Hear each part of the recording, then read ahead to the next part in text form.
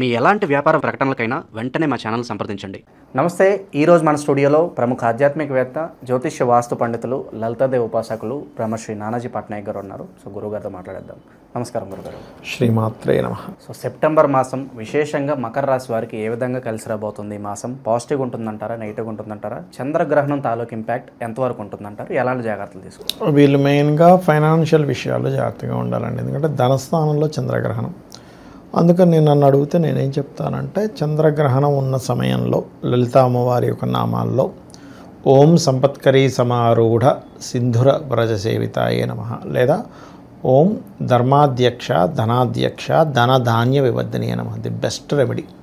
గ్రహణ సమయంలో కూర్చోండి, చక్కగా రెమెడీ చేసుకోండి, మంత్రం చేసుకోండి. అదేమవుద్దంటే మీకు ఎక్కడో ఫ్రాడ్ రూపంలోనో లేకపోతే ధనం విషయంలో ఇంకెవడో మోసం చేసే విషయాల నుంచి మీరు బయటపడగలుగుతారు. అలాగే లగ్నాధిపతి అలాగో 3లో ఉండి 2లోకి వస్తున్నాడు అంటే ఏమిటి? కొంచెం ఈ రెండవ స్థానం అనేది కుటుంబ స్థానం, ధనస్థానం కాబట్టి లగ్నాధిపతి కూడా సేమ్ అదే సూచిస్తున్నాడు చెప్పాలంటే. ఒకటి. ఇక ఇష్టపడిన వారిని ఎట్టి పరిస్థితుల్లో మనం చేసుకోవాలనే కొంత దృఢమైన సంకల్పం సప్తమంలో శుక్రుడు ఉన్నందుకు వీళ్ళు కొంచెం ఆలోచనలు ఎక్కువగా చేస్తూ ఉంటారు చెప్పాలంటే. అండ్ 15వ తేదీ వరకు వీళ్ళకి 9వ స్థానంలో ఉన్నటువంటి కుజుడు, చతుర్థ లాభాధిపతి అయిన కుజుడు భాగ్యంలో ఉన్నాడు. సో ఎప్పుడైతే చతుర్థ లాభాధిపతి కుజుడు భాగ్యస్థానంలో ఉన్నాడో ఇది ఇచ్చేటువంటి రిజల్ట్ ఏమిటి అంటే, వీరు పర్టికులర్గా ఈ లగ్నానికి కుజుడు పాపి అయినప్పుడు శత్రుక్షేత్రంలో ఉన్నప్పుడు వీళ్ళు ఏదైనా ల్యాండ్స్ తీసుకునేటప్పుడు అది ఏదైనా కబ్జాలో ఏదైనా తీసుకుంటున్నామా జాగ్రత్త పడాలి. ఎందుకంటే భాగ్యస్థానంలో శుభగ్రహాలు బాగుంటాయి కానీ పాపగ్రహాలు మంచిది కాదండి. అది కాకుండా చతుర్థ లాభాధిపతి ఈ లగ్నానికి పూర్వజన్మ కర్మనిచ్చేవాడు. ఎప్పుడైతే అక్కడ తిరుగుతుంటాడో 14వ తేదీ వరకు కన్యారాశిలో ఈ మకరం వారు 14వ తేదీ వరకు పెద్ద మొత్తంలో, నేను చాలా కేసెస్ చూస్తుంటాను కదా, ఏదో అమౌంట్ ఇచ్చేస్తారు, తెలియజేస్తే వాడు ఏదో కహానీలు చెప్తూ ఉంటాడు రోజు. లేదండి మాకు కహానీలు అక్కడ ఉన్నాయి, ఈ పేపర్లు ఇక్కడ ఉన్నాయి, ఆయన పట్టుకొని వెళ్ళిపోయాడు, అవి రావాలి, నెక్స్ట్ వీక్ చేస్తా, అలా అలా అలా గడిచిపోతూ ఉంటుంది. వీళ్ళు చూస్తే ₹1 కోటి 50 లక్షల డబ్బులు ఇచ్చి కూర్చుంటారు. వాడు ఏమీ అనలేని పరిస్థితి ఉంటుంది. పెద్ద పెద్దలు తెలిసిన వాళ్ళు ఉంటారు కాబట్టి ఖచ్చితంగా పేపర్స్ అన్నీ ఉన్నాయి, ఫైన్, ఇదంతా ఓకే సెట్ అన్నప్పుడు కదలాలి. కానీ తొందరపడి ఎక్కడా కూడా నిర్ణయం తీసుకోకూడదు. ముఖ్యంగా ల్యాండ్స్ విషయంలో మకరం వారు. ఎందుకంటే వీళ్ళకి ల్యాండ్ కారకుడు బాగుంటే వీళ్ళ లైఫ్ అద్భుతంగా వెళ్తుంది. పూర్వజన్మ కర్మంతా ల్యాండ్ మీద, చదువు మీద ఆధారపడి ఉంటుందండి. అది. ఇక మరొక విషయం ఏంటంటే, వీరికి సంతానం విషయంలో కొద్దిగా మొదటి 14 రోజులు కొంచెం ఘర్షణ, స్ట్రెస్ అది ఉంటుంది సంతానం గురించి. అట్లాగే ఫ్రెండ్స్ వల్ల కానీ, ప్రేమ వ్యవహారాల వల్ల కానీ. కాకపోతే 6వ స్థానంలో ఉన్న గురువు 2వ స్థానాన్ని వీక్షిస్తున్నాడు కాబట్టి కొంత గ్రహణ ప్రభావాన్ని ఆయన తగ్గిస్తాడు.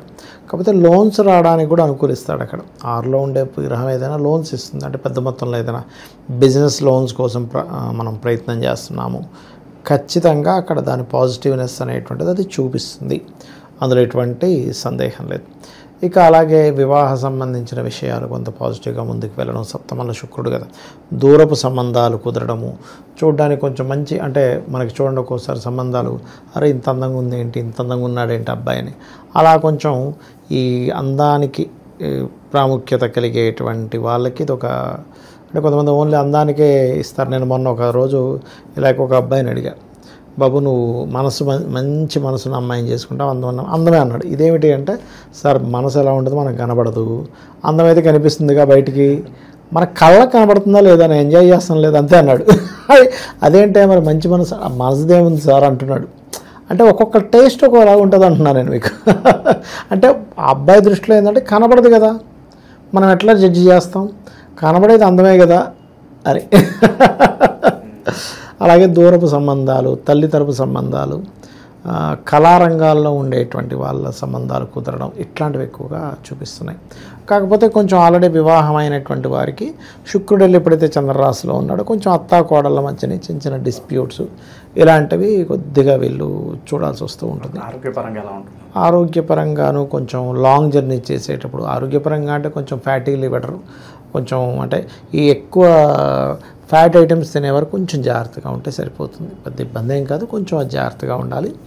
అండ్ అలాగే ఇంకోటి ఏంటంటే ఇక్కడ ఈ కుజుడు ఎప్పుడైతే 9వ స్థానంలో ఉన్నాడో, ఈ చతుర్థాధిపతి 9వ స్థానంలో ఉన్నందుకు బాడీ పెయిన్స్, ఎందుకంటే మనకి వీటికి కుజుడు కూడా కారకుడు అవుతాడు చెప్పాలంటే.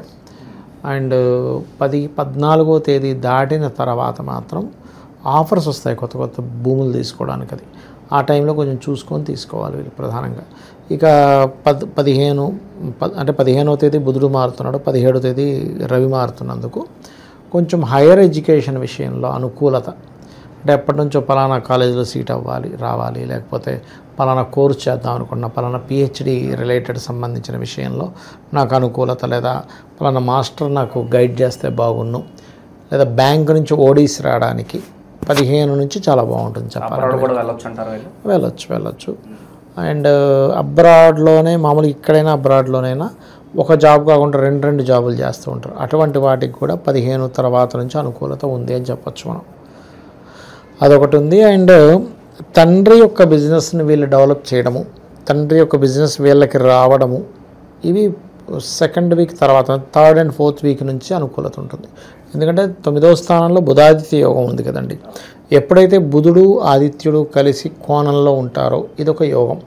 అందులోనే అన్ని ప్లేసెస్లో బుధాదిత్య యోగం మీకు వర్తించదు. ఓన్లీ కన్యారాశి, మిథున రాశి, మేషము, ఈ సింహము, ఈ ప్లేసెస్లోనే.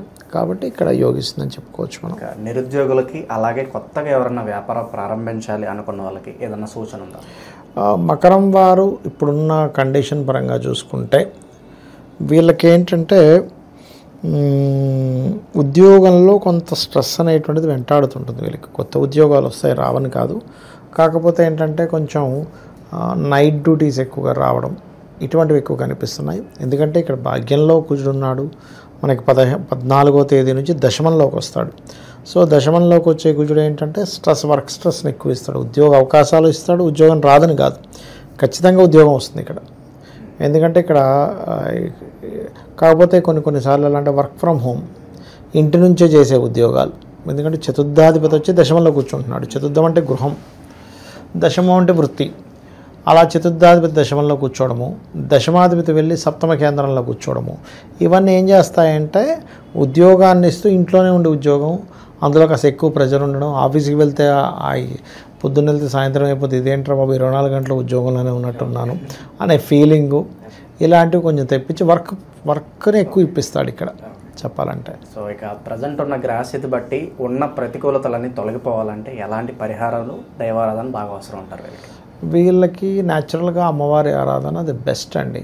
కాకపోతే ఇక్కడ మనం అర్థం చేసుకోవాల్సింది ఏంటంటే 2లో మనకి గ్రహణం పడుతుంది. అంటే దైవారాధన చేసుకుంటూ గోవులకి బెల్లము ఉండలు, ఒక 4 ఉండలు తినిపించడము, ఆ తినిపించేటప్పుడే మనం అమ్మవారి నామాలు లేదా ఓం దుమ్ దుర్గాయ నమః అనే నామము ఇవి చేసుకోవడం అన్ని విధాలు ఉత్తమం వీరికి. ఓవరాల్గా ఈ రాశి వాళ్ళందరికీ సెప్టెంబర్ మాసం ఏ విధంగా ఉండబోతుందో చాలా బాగా వివరించారు. ధన్యవాదాలు. శ్రీమాత్రే నమః.